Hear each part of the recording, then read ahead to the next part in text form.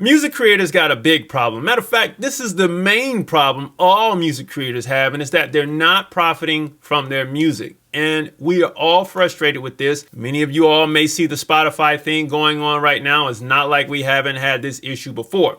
But because everybody has these gripes, and I feel that musicians should know where the profit zones on these low profiting music composition pieces and streams lie so that you can actually reap the benefits you want, I'm going to reveal those right here on today's show on the Music Money Makeover Show. Here we go.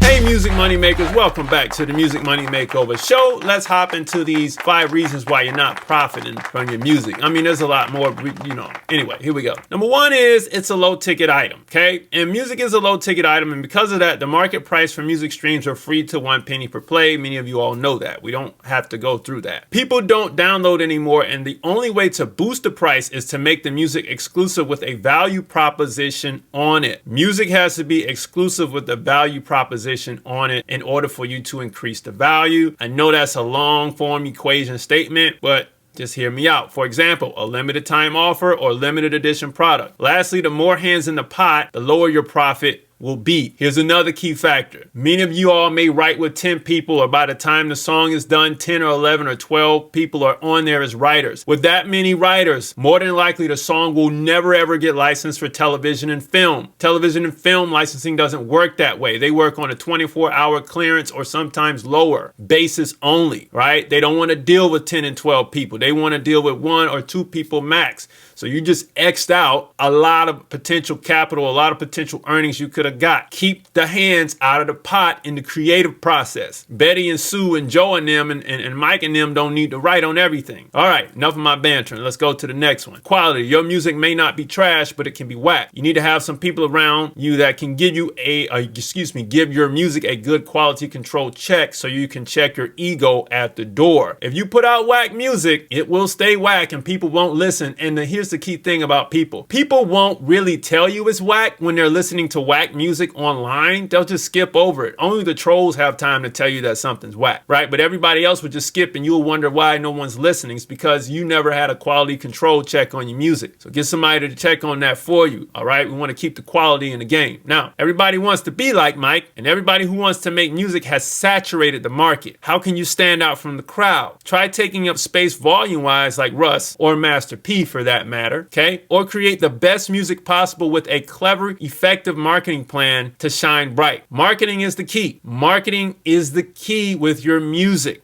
okay? So that's another conversation for another day, but let's keep rolling here. Now, people can only consume so much directly, and this is true, and this is what you need to understand. Because people only listen to music so much in a day, let alone new music, you're going to have to work your way into their focus through other means. Content is king and content is key. Placing your music in your content will win every time. Do I need to go over the TikTok videos again? I mean, come on. Put your music in your content. Build a marketing plan around the content. It's simple. Will your music ever be valuable is the question that you're probably asking here. Well, the music itself is valuable, but if your only sale is streaming, you're losing the battle before you get started. Licensing your music for television, film, and commercials, or for use in products will produce more revenue, and this is true. Now, this is an advanced method of getting money from your music, but this is why you don't sign your masters and publishing away in the beginning, because you got to build momentum up so you can make these licenses happen